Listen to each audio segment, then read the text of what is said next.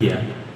एक शिक्षक दूर फलासिया एक गांव में, और वहां विद्यार्थियों के बीच जो सबसे बड़ी आज समस्या है निराशा, हताशा, और वे इस निराशा हताशा में कुछ न कुछ ऐसा कर जाते हैं जो हम सबके लिए पीड़ादायक होता है।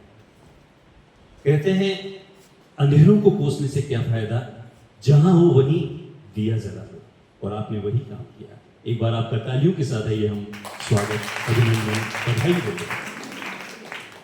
शिक्षा कभी साधारण नहीं होता, चाणक्य ने कहा है, वह सृजन लोग प्रलय उसकी गोद में पलते हैं।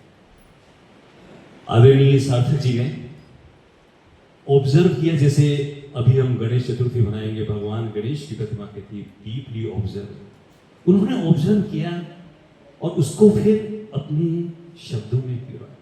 उन्हें कोई परवाह नहीं थी कि हमें कहानी के रूप में, प्रेरक प्रसंग के रूप में, कविता के रूप में, गीत के रूप में, छंद के रूप में, इन्होंने जो दिल की जो आवाज थी उसे उन्होंने अपने कलम के साथ पिरोया और हमारे सामने रखा। यही है सहजता, यही है ओरिजिनलिटी जिसको इन्होंने जिया, और यह आज के समाज के लिए सबसे बड़ी आवश्यकता है। न केवल ये विद्यार्थियों के लिए, युवाओं के लिए, बल्कि हर एक वर्ग के लिए आपका यह सकारात्मक संदेश कि हार नहीं मानूंगा।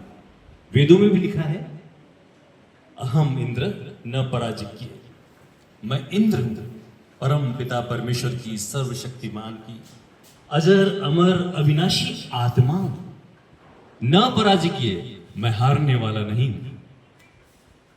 यही भाव यदि हम रखें तो हमारे भीतर आत्मबल होगा, आत्मिक शक्ति होगी, मानसिक शक्ति होगी, और उससे स्वतः ही हम शारीरिक और सामाजिक बल को प्राप्त कर सफलता को प्राप्त कर सकते हैं।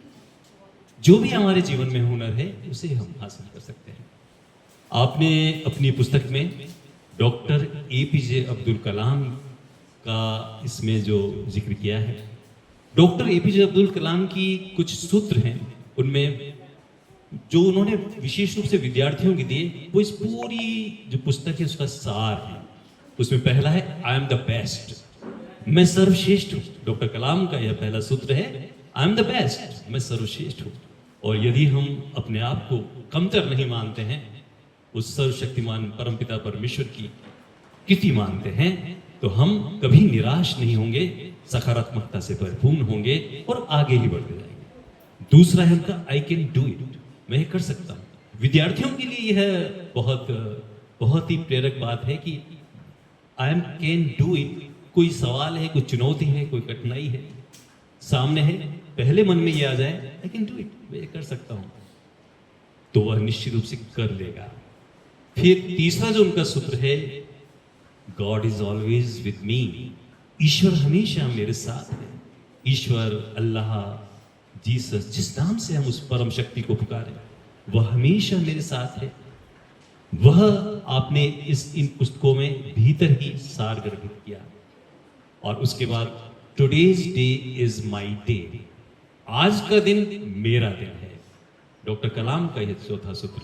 और पांचवा है, आई एम ए विनर, जो इस पुस्तक की भी शीर्षक है, हार नहीं मानूंगा, आई एम ए विनर, मैं एक विजेता हूं।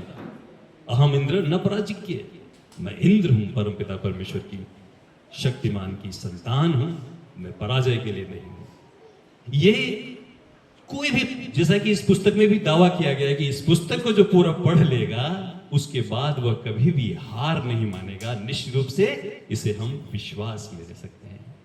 आपने यहां अब्राहम लिंकन का, जो कि डेमोक्रेटिक, जो हमारा देश आज है, अमेरिका आज है, और उस समय जो दास प्रथा थी उसको उन्होंने अपने राष्ट्रपति पद से, अपने पुरुषार्थ से दिया।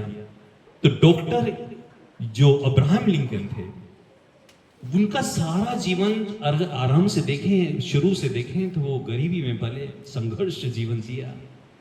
मात्र 22 साल की उम्र में जो व्यवसाय किया उसमें असफल रहे। 23 साल में उनकी प्रेयसी का देहांत होने से उनकी आघात लगा। 24 साल में फिर बिजनेस शुरू किया, फिर वे फेल हुए। 25वें साल में वो अमेरिका के एक सांसद के रूप में विजय हुए। फिर अगली बार फिर हारे। 41 साल की उम्र में वो उपराष्ट्रपति के रूप के लिए लड़े, उसमें हारे। उससे पहले कांग्रेस के पद के लिए, सेनेट के पद के लिए हारते गए, लेकिन उन्होंने हार नहीं मानी और अंततः 51 वर्ष की उम्र में वे अपने संयुक्त राष्ट्र पर, अमेरिका, पूरे विश्व के सबसे शक्तिशाली देश के राष्ट्रपति बने। इतना सुंदर आपने उदाहरण इसमें किया। ऐसा ही स्वामी विवेकानंद का आपने उदाहरण लिया। इस तरह से आपने अपनी कविताओं के साथ, भावों के साथ, जैसे महापुरुषों के जो प्रसंग लिए, उनकी प्रेरक जीवनियों के प्रसंग लिए, उससे निश्चित रूप से हम एक बार नहीं, बार बार, यह पुस्तक एक तरह से गीता है, एक तरह से रामायण है, एक तरह का एक धार्मिक ग्रंथ के रूप में हर विद्यार्थी तक पहुंचे, हर विद्यार्थी इस पुस्तक को पढ़े, हम पहुंचाएं, हम स्वयं अपने घर में इसको एक धार्मिक ग्रंथ के रूप में रखें। एक प्रेरणा का पुंज है यह। इसके लिए मैं बहुत बहुत बधाई देना चाहूंगा आदरणीय सार्थक जी को। इन पंक्तियों के साथ मैं अपनी बात समाप्त करना चाहूंगा कि हम चले तो ये दिशाएं क्या पथ हमारा रोक लेंगी, सागरों की बात किया हिमघरी पिघल पड़ेंगे, हम चले तो ये दिशाएं क्या पथ हमारा रोक लेंगी, फूल क्या गुलशन हजारों खिल पड़ेंगे, हम चले, यानी चरेवेती जो इसका अंतिम संदेश है, हम चलते रहें, आगे बढ़ते रहें और 2047 में अपने देश को विकसित राष्ट्र के रूप में देखें। इसी विश्वास और आशा के साथ जय हिंद। चरेवेती हम अपने संकल्प के साथ आगे बढ़ते रहें। आपके इस प्रेरणादायक उद्बोधन के लिए हार्दिक आभार।